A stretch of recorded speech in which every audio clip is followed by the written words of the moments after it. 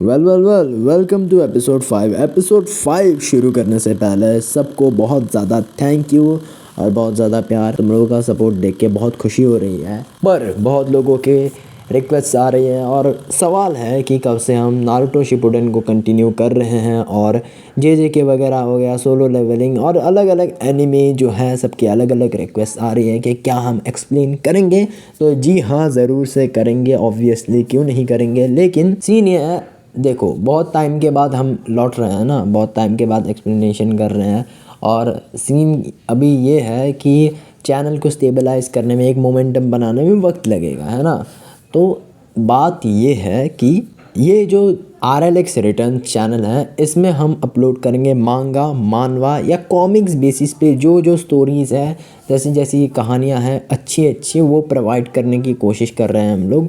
और जो just RLX channel है उसमें एनिमे स्टफ़ या जो हम पहले करते थे वो स्टफ़ उसमें अपलोड करने की सोच रहे हैं।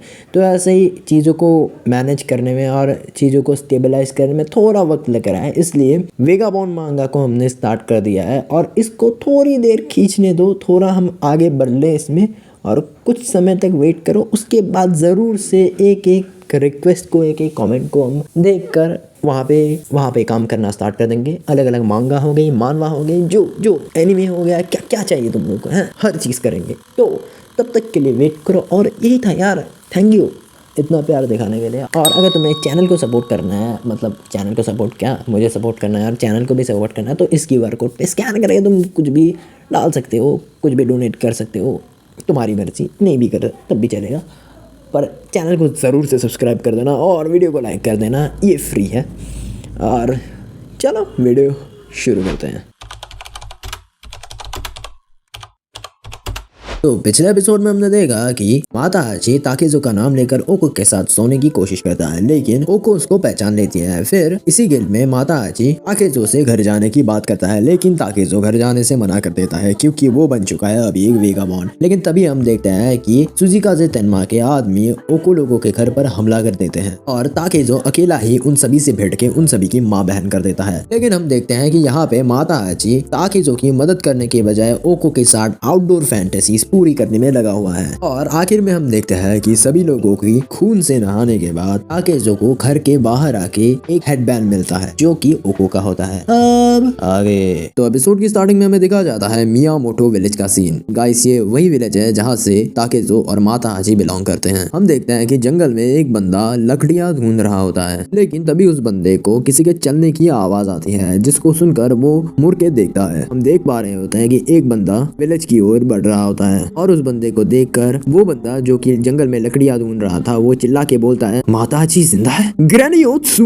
ये बोलकर वो विलेज की ओर भाग के आता है। हम देखते हैं विलेज का सीन। विलेज में विलेज हेड ग्रैनी अपने काम में बिजी होती है, लेकिन उस बंदे को भाग के इधर आते हुए देखकर विलेज हेड ग्रैनी बोलती है, हे ता, इतनी जल्दी तुमने पूरे दिन का काम खत्म भी कर दिया। जिसमें वो बंदा जो कि भाग के आ रहा होता है, मतलब हाइता है इसका नाम, तो हम हाइता बोलेंगे इसको। हाइता बोलता है, काम वाम छोड़ो, मुझे आपको कुछ बताना है। हाइता ये बोल ही रहा होता है, लेकिन जब ही ग्रैनी को पता चलता है कि हाइता अपना काम छोड़ के यहाँ कुछ बोलने आया है, तभी वो हाइता का गेम बजा देती है। चेहरे पे जोरदार फटका खाने के बाद हाइता और पिटना नहीं चाहता, इसलिए वो तुरंत बोल देता है, मैंने शिनमिन ताकेज़ो को देखा। जो सुनते ही ग्रैनी बिल्कुल शॉक हो जाती है। हम देखते हैं कि ये सुनते ही ग्रैनी माता हाची का नाम चिल्लाते चिल्लाते गांव की ओर बढ़ने लगती है। गांव में पहुंचकर ग्रैनी बोलती है, क्या माता हाची लौट आया है? लेकिन ग्रैनी को ऐसे आते देख सब लोग शॉक्ड हो जाते हैं। उनमें से सभी लोग एक साथ बोलते हैं, नहीं आया। उनमें से एक आदमी तभी ग्रैनी को बोलता है,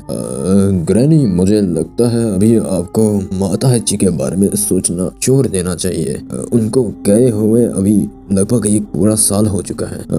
मैं समझ रहा हूँ, मुझे पता है आपको कैसा फील होता है, पर लेकिन क्या ग्रैनी ये सब बकवास सुनने आए हैं और वो क्या ये सब सुनेगी? नहीं, हाइता की तरह ये बंदा भी पेला जाता है। उस बंदे को पीटने के बाद ग्रैनी बोलते हैं, शिनमेन ताकेज़ो जो जंग में गया था माता हाची के साथ, वो लौट आया है। इसका मतलब ये है कि जरूर मेरा माता हाची भी लौट आया है। सब लोग ढूंढो, जाओ, है कहाँ वो, उनको ढूंढो। बुढ़ी की बात सुनकर सभी उनको ढूंढने के लिए निकल पड़ते हैं। हम देखते हैं कि उसके बाद ग्रैनी खुद से ही बातें करने लगती है। ग्रैनी बोलती है, कभी नहीं, मेरा विश्वास नहीं टूट सकता। माता हाची लौट आया है, मुझे विश्वास है। अरे हाँ, ओत्सु माता हाची की फियोंसे है, उसको पता चलना चाहिए कि वो लौट आया है। ये खुशखबरी तो उसको मिलनी चाहिए। हम देखते हैं कि ग्रैनी को ऐसे कोई झाड़ियों से छुपा देख रहा होता है। फिर ग्रैनी फिर से खुद से बोलती है, प्लीज प्लीज प्लीज जिंदा रहना मेरे बच्चे।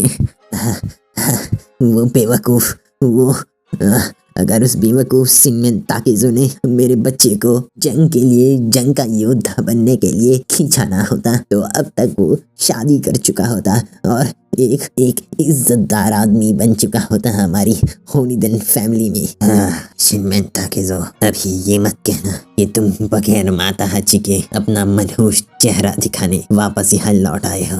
लगता है मुझे शिनमेन फैमिली में जाके एक बार देखा करना पड़ेगा। ग्रैनी शिनमेन ताकेज़ो के घर पर यानी शिनमेन फैमिली से मिलने के लिए जा ही रही होती है। तभी उनको रास्ते में कुछ सामुराई आते हुए दिखते हैं। वेल, यहाँ पे एक शॉर्ट नोट ताकि तुम लोग समझ पाओ। शिनमेन ताकेज़ो की फैमिली नेम है, यानी शिनमेन ताकेज़ो शिनमेन फैमिली का वारिस है। और होनिदेन या होनाइदेन, जो तुम कहना चाहो, होनाइदेन एक फैमिली है जिसका वारिस है माता हाची। तो होनाइदेन माता हाची होनाइदेन फैमिली का वारिस है। हम देखते हैं कि ग्रैनी सामुराई लोगों को देखकर बोलती है, ये समुराई, ये तो दिखने में यहाँ के नहीं लगते। हम देखते हैं कि उनमें से एक समुराई बोलता है, अरे लगता है वो यहाँ भी अपने घर भी नहीं लौटा, कहाँ छुपा होगा वो। जिसमें से दूसरा वाला बोलता है, यहाँ भी नहीं। वेल, हमें पता चलता है कि ये सारे सामुराई लोग ताकेज़ो को ढूंढ के ही यहाँ पर आए हैं। तो सामुराई ग्रैनी से पूछता है, ग्रैनी आपको क्या चाहिए? क्या आप भी शिनमेन फैमिली का ही पार्ट हो? इसमें ग्रैनी बोलती है, पागल हो क्या तुम? बिल्कुल नहीं।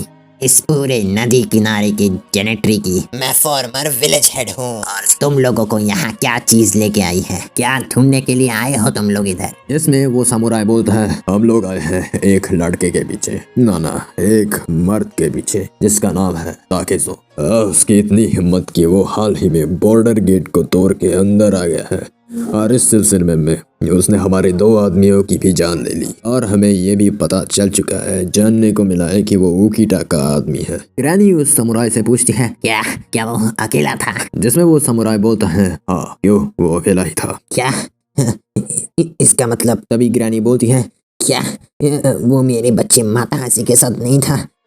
उसका नाम है होनिदेन माता हाची। होनिदेन, होनाइदेन, तुम लोग जो बोलना चाहो, मैं होनिदेन बोलूंगा। जिसमें वो सामुराई बोलता है फिर से, हाँ, वो अकेला ही था, वो किसी दूसरे बंदे के साथ नहीं था। हम देखते हैं ग्रैनी अपने मन में सोचती है, कितने घटिया किस्म की बात है ये। इसका मतलब सही में वो अकेले ही खुद ब खुद यहाँ पे अपना चेहरा दिखाने आ गया, वो भी बगैर माता हाची के। जिसमें वो सामुराई बोलता है, अच्छा, तो इसका मतलब यह है कि आपका बच्चा माता हाची भी सेगिकारा के युद्ध में था?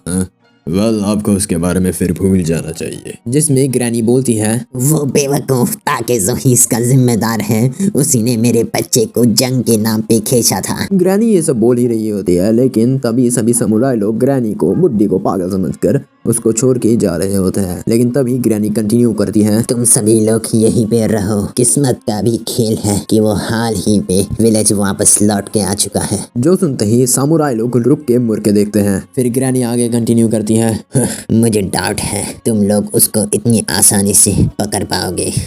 उसको पकड़ना आसान नहीं है, वो हरामखोर ताकेज़ो। वेल, आप ठीक है, आपके जैसे बुजुर्ग महिला की बात हम डालते नहीं है।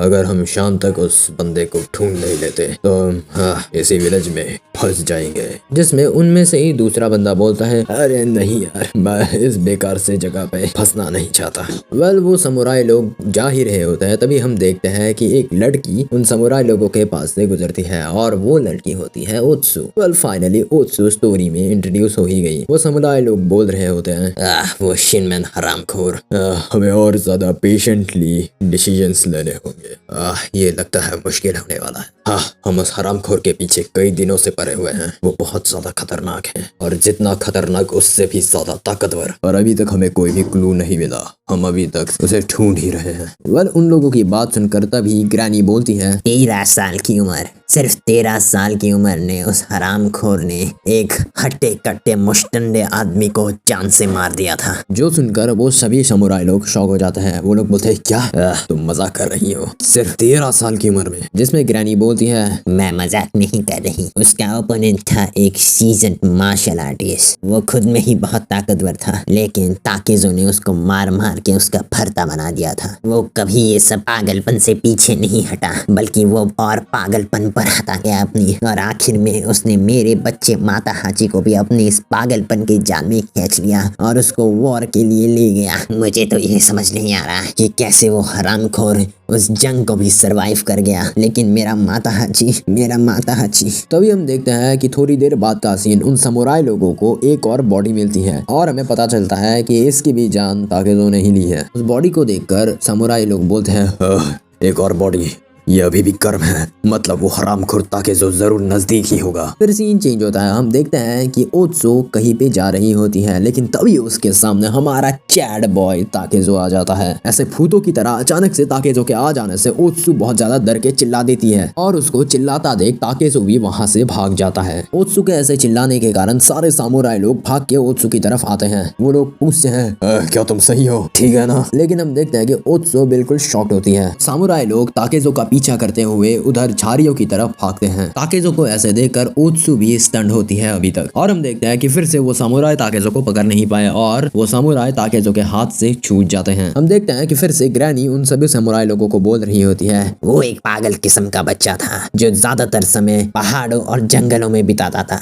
अलग शब्दों में कहे तो वो एक जानवर है। इसमें कोई हैरानी की बात है नहीं कि तुम लोग उसको पकड़ नहीं पा रहे हो। उसको किसी भी चीज से फर्क नहीं पड़ता। वो जरूरत पड़ने पर जिंदा रहने के लिए पक्षी, खरगोश, यहाँ तक कि घास भी खा सकता है। तुम लोग कुछ भी कर लो, वो तुम लोगों को चकमा देता रहेगा। जो बात उस समुराई के लीडर को बहुत अजीब लगती है। और इसी पॉइंट पर ये एपिसोड भी खत्म हो जाता है। तो वीडियो पसंद आई है तो लाइक करना, चैनल को जरूर से सब्सक्राइब करना, ये तो करना ही है। और बताओ वीडियो कैसा लगा। और आई अंडरस्टैंड कि तुम लोगों को दूसरी मांगा, दूसरे एनिमेज देखना है, लेकिन इस स्टोरी को भी टाइम दो। ये बहुत लेजेंडरी मांगा है, इसको फॉलो अप करो अगर नहीं देखा है तो, और अगर देख भी लिया है तब भी देख लो, अपने भाई को सपोर्ट करो।